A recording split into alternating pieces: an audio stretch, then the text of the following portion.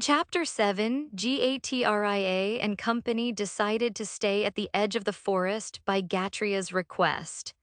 She wanted to investigate the barren land that her essence couldn't revive, and also to see if the spirits dwelling in this once great forest were still around.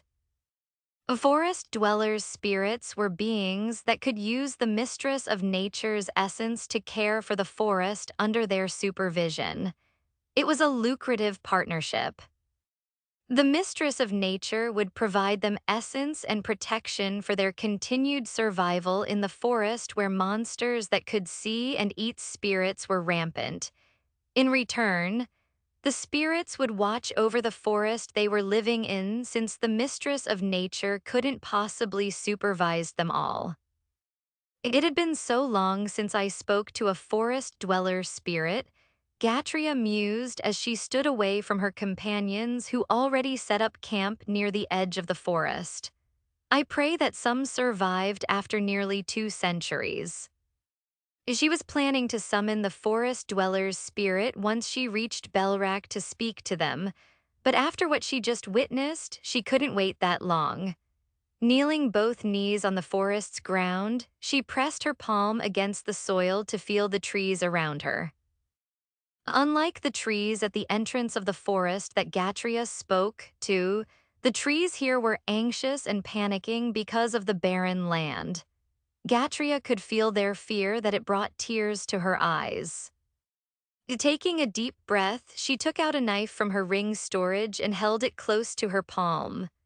Unbeknownst to Gatria, all her companions' eyes were on her, watching her every movement and anticipating her next move.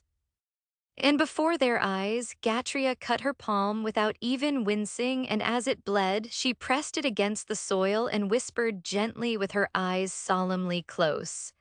"Blood of Nadir, I implore of you to come into being." Light green hue surrounded Gatria. "I call upon the forest dwellers' spirits. I beseech thee to materialize before me." As the last word left Gatria's lips, a soothing light presence appeared before her together with the sound of sobbing. Gatria quickly opened her eyes, and floating in front of her were 2 crying forest dwellers' spirits surrounded by light green hue. "Your Highness, it really is you, it's really Her Highness." I thought we were just imagining things when we felt Her Highness's essence in the forest. "It's really you, Your Highness, it's really you. How are you two doing?" Gatria asked gently, but the spirits were still crying and sobbing heavily as they continuously bowed their heads. Healing her cut with her essence, Gatria raised her hands with palms up and let the forest spirits sit on her palm. "Have you calmed down now?" Gatria asked. The forest spirit with the longest hair nodded and bowed. "We apologize for showing Her Highness our tears. We were just so happy to be summoned by Her Highness again. We've been waiting for so long, Your Highness." The short-haired spirit nodded. "Some already perished as the barren land spread far and wide, while some relocated, but we couldn't leave the great forest of Tasman. We promise Her Highness that we will take care of it, but the essence that you bestowed on us centuries ago has already been used while trying to fight the barren land. We couldn't keep the forest safe anymore." Gatria shook her head. "It was my fault." Then she bowed her head to apologize. "I'm so sorry, please forgive me. Your Highness, please raise your head." The trembling voice of the long-haired spirit echoed in an attempt to stop the mistress of nature from bowing her head. "Please." "We implore you, Your Highness," the short-haired spirit pleaded. "It was not your fault. We heard about what happened from the whispers of humans that passed by the forest. It should be us apologizing because we didn't do anything at all. Even after you saved us from going extinct, we were too weak and couldn't do anything to help Her Highness." Gatria finally raised her head and smiled as she shook her head. "You don't have anything to apologize for. I'm just glad that there are still many left of your kind. I'm happy." "Your Highness," The two forest dwellers' spirits went back to crying while prostrating, and Gatria had to gently move dried their tears. Stop crying, you two. Egatria tried to calm the two down, and when they finally did, she told them her intention. I called because I have questions. The long-haired spirit adorably put her hands on her hips and grinned, no sign of tears in her face. Ask us anything, we will definitely answer, Her Highness. Gatria was glad. Then, do you know anything about the barren land? I tried to imbue it with my essence, but it didn't work. The short-haired spirit sighed and her shoulders fell. I'm sorry, Your Highness. We didn't know as well. We, too, used the last remaining essence Her Highness had given to us before to try to revive even a small portion of the barren land, but unfortunately it only went to waste. The long-haired spirit nodded. Nothing happened. After that, we didn't know what to do to save the forest, and some of us had fallen prey to the barren land and perish, so most of us left and relocated to the sacred forest. And it was just us two here. We apologize that we couldn't answer Her Highness' question. Gatria shook her head, and with a gentle smile, she blessed the two with her essence. This forest is dangerous for you both. I will investigate what happened, but I don't know how long this forest will last. So go to the sacred forest and share my essence to everyone. I will visit you all as soon as I can. The two spirits graciously accepted her essence and jumped in the air with glee.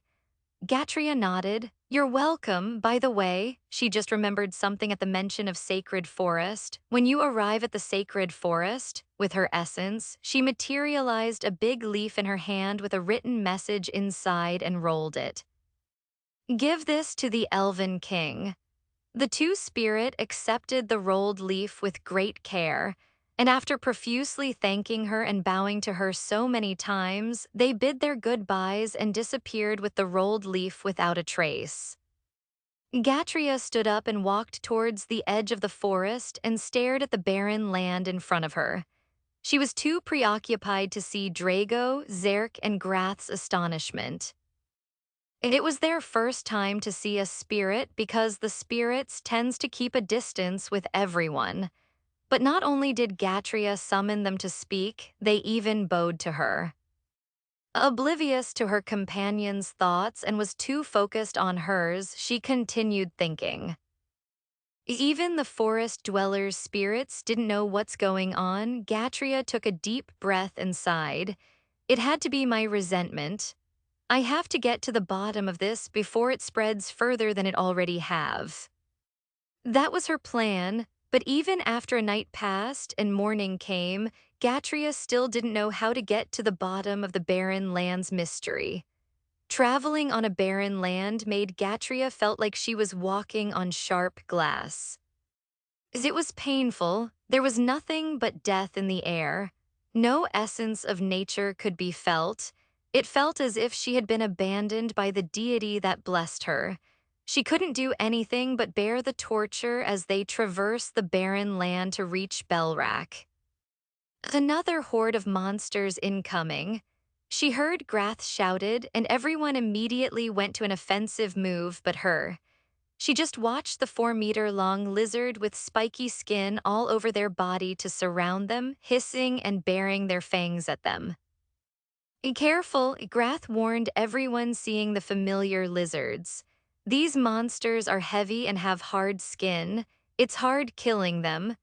Trevin promptly crushed the 2 crystal balls in his hand and willed the shards to shield everyone for added protection.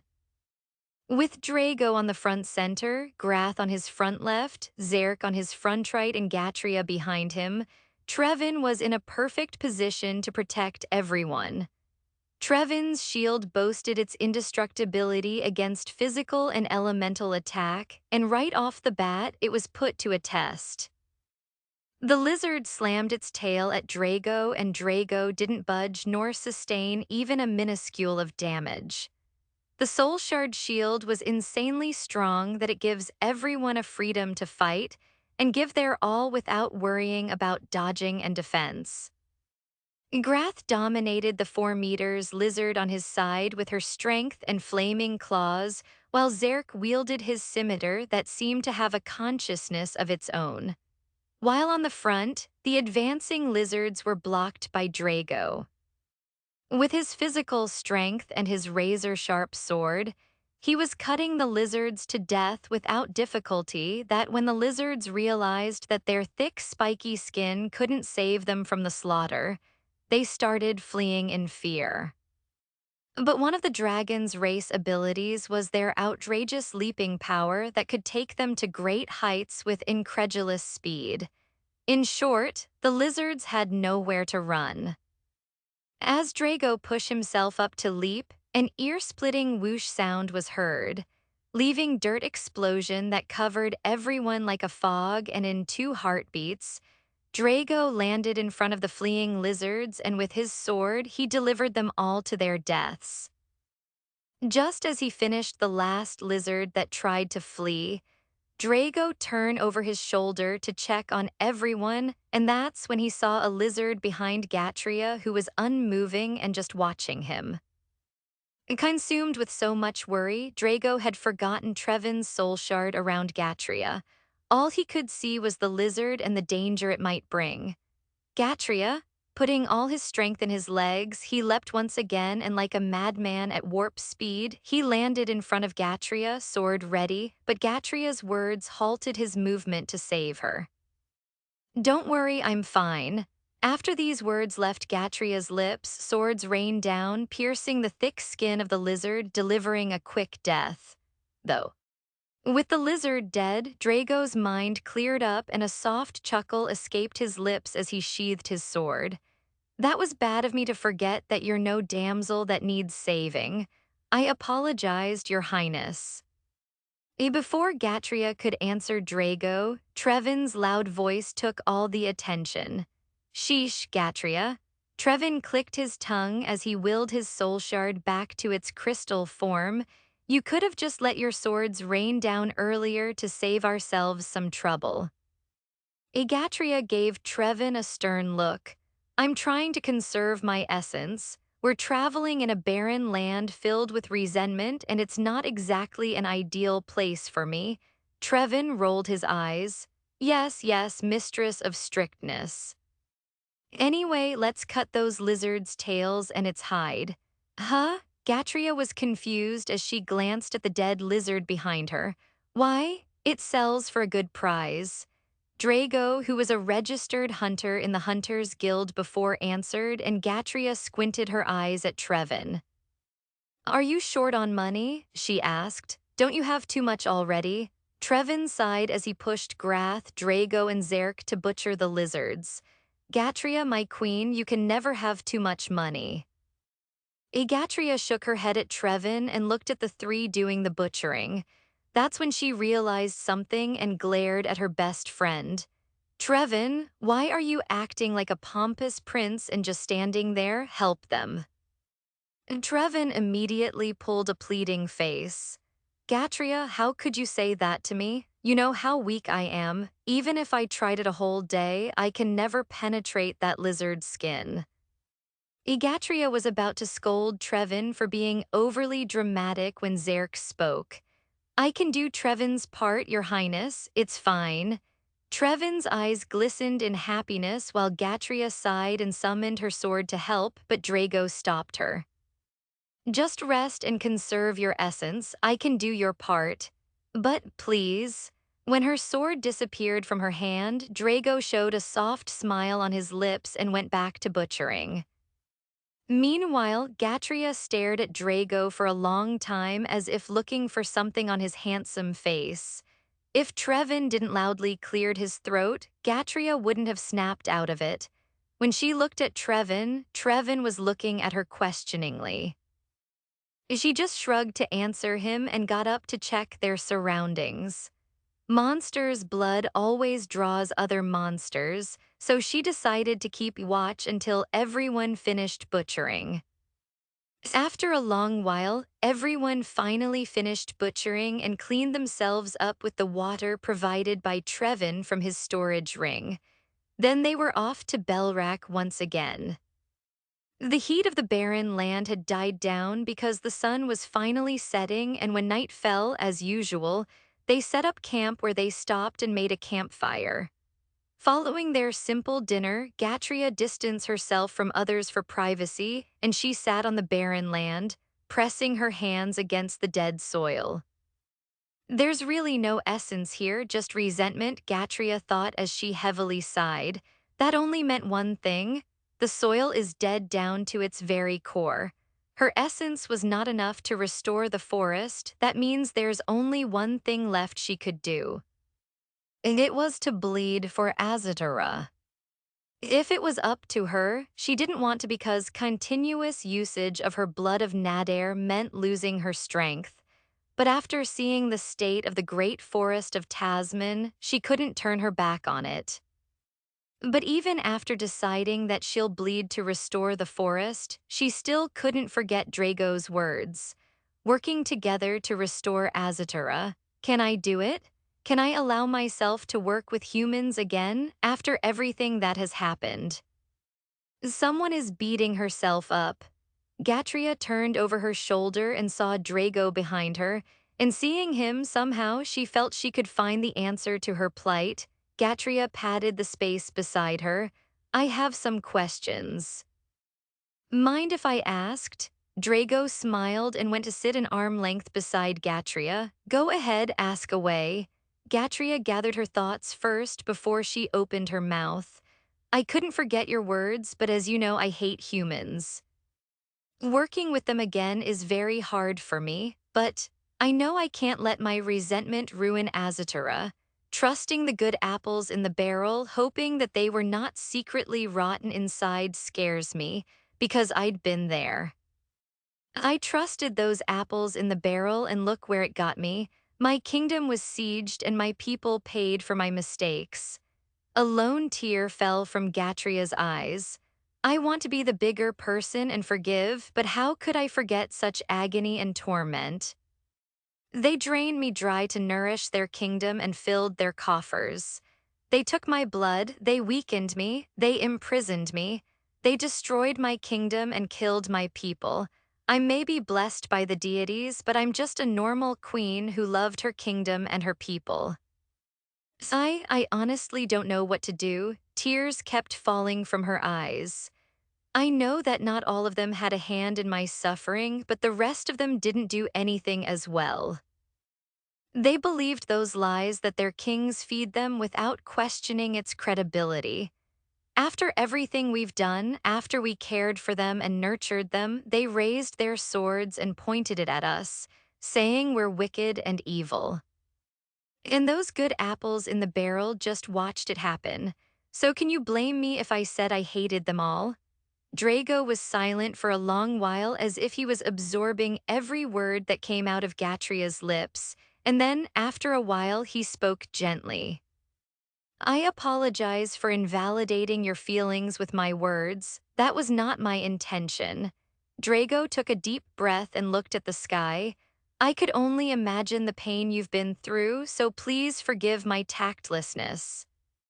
That said, my opinion hasn't changed. Everyone should work hand in hand to restore Azatara to its former glory. But even though I said that, thinking about you and your hatred, working hand in hand will certainly be a challenge. So how about I help you with that, Your Highness? With wide, surprised eyes, Gatria parted her lips at Drago, who smiled at Gatria's reaction. I may not be able to dissipate your anger or quench your thirst for vengeance, but I can help you, albeit so little. Gatria was still stunned. How will you help me? Drago showed an enigmatic grin. Leave it to me. Gatria was still not so sure, and it showed in her face, so Drago added, I swear on my sword, Your Highness. Gatria visibly eased up. I don't know what you're up to, but, she smiled. I can't say that I'm not looking forward to it. Drago smiled back before he looked up at the sky and watched the stars with Gatria. A soothing silence fell between the two individuals who shared the same adoration for the beautiful night sky filled with stars. And at that moment, Gatria noticed how soothing it was to sit beside Drago and silently watch the stars. How long has it been since I felt this kind of comfort? Gatria asked herself before closing her eyes to savor the feeling of serenity that she had long forgotten. CECELIBCC